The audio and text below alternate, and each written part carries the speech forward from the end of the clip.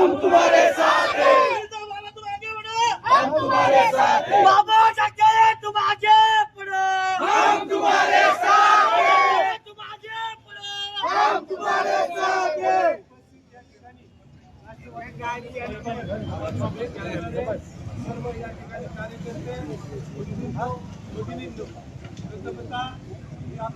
खूप आभार मानतो की आज झालेल्या जिल्हा परिषद व पंचायत समितीच्या निवडणुकीमध्ये आपण अजितदादा पवारांच्या राष्ट्रवादी काँग्रेस पार्टीच्या उमेदवारांना भरघोस असं मतांनी विजय केल्याबद्दल सर्वांचे मी जाहीर असे आभार बाबा जाके तुम आगे बढ़ो, हम तुम्हारे साथ हैं। आणि इथं उपस्थित असलेले माझ्यासहित जे जिल्हा परिषद आणि पंचायत समितीसाठी निवडून आलेले जेवढे सदस्य आहेत, रमेश अप्पा असतील, राष्ट्रवादी काँग्रेस पार्टी असेल, आणि तुम्हा सर्वांच्या वतीने आमचा हा आजचा विजय हा अजितदादांच्या चरणी मी या ठिकाणी समर्पित करतो. अमर रहे, अमर रहे, अजितदादा अमर रहे, अमर रहे, अमर रहे, अजितदादा अमर रहे. आज ही निवडणूक संपन्न झालेली आहे. ही निवडणूक होत असताना आपल्याला माहिती आहे 28 तारखेला आपल्याकडे अजितदादा गेले. आज ही निवडणूक ही सभा श्रद्धांजली सभा आहे. कुठल्या पक्षाची नाही किंवा कुणाची नाही. आपल्याला आपण जो आम्हाला विजय प्राप्त करून दिला आणि तो कशामुळे झाला याबद्दल सांगण्याची ही नितांत गरज आहे. राष्ट्रवादी काँग्रेस पार्टी आतापर्यंत जे सर्वसामान्य लोकांपर्यंत पोहोचण्याचं काम केलेलं आहे त्याचाच विजय हा आहे. गेल्या 3 महिन्यापूर्वी नगरपालिकेच्या निवडणुकीत सुद्धा दुर्गा जगदाळे यांना सुद्धा आणि त्यांच्याबरोबर 9 सदस्यांना 9 शहरातल्या लोकांनी प्रचंड अशा मतांनी विजय केलं. तसंच आज झालेल्या जिल्हा परिषद पंचायत समितीच्या निवडणुकीमध्ये माझ्यासहित 6 झेडपी सदस्य आणि जवळपास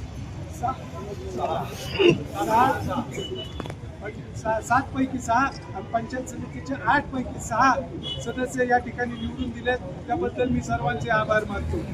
राष्ट्रवादी काँग्रेस पार्टी अजितदादांच्या नेतृत्वाखाली काम करत असताना अचानक आपल्याला माहिती 28 तारखेला काळाने घाला घातला आणि दादा आपल्यातनं गेले. 2 दिवस असं झालं होतं की आमचं पुढं कसं व्हायचं, लोकांचं कसं पुढं व्हायचं. परंतु या ठिकाणी पवार कुटुंबांनी चांगला निर्णय घेतला आणि आदरणीय आपल्या राज्याचे उपमुख्यमंत्री म्हणून पहिला महिला उपमुख्यमंत्री आमच्यासारख्या कार्यकर्त्यांना रमेश अप्पासारख्या कार्यकर्त्यांना धीर आला. तो धीर हीच जमिनीची बाजू ठेवली. आणि मला एवढंच सांगायचं या ठिकाणी की आपल्याला येणाऱ्या काळामध्ये आपला पक्ष आपले नेते कसे बळकट करता येतील आपल्याला आपल्याला आतापर्यंत सूचना केलेल्या आहेत. त्यांनी जो महाराष्ट्राला एक वेगळा नवा रस्ता दाखवलेला आहे तो रस्ता आपल्याला सर्वसामान्यांपर्यंत पोहोचवायचा आहे. हीच खरी आहे.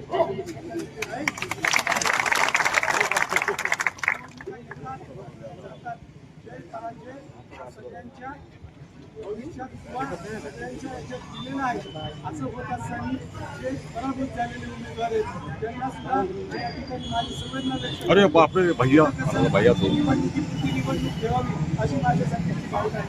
एक गोष्ट लक्षात ठेवा, आज आम्ही सर्वसामान्यांपर्यंत पोहोचतो म्हणूनच हा विजय या ठिकाणी.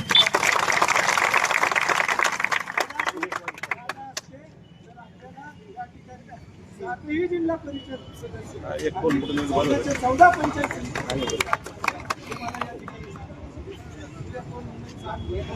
अजिबात नाही. अजितदादांच्या कामावर आणि या कार्यकर्त्यांच्या कामावर लोकांनी विश्वास ठेवून हा विजय या ठिकाणी संपन्न.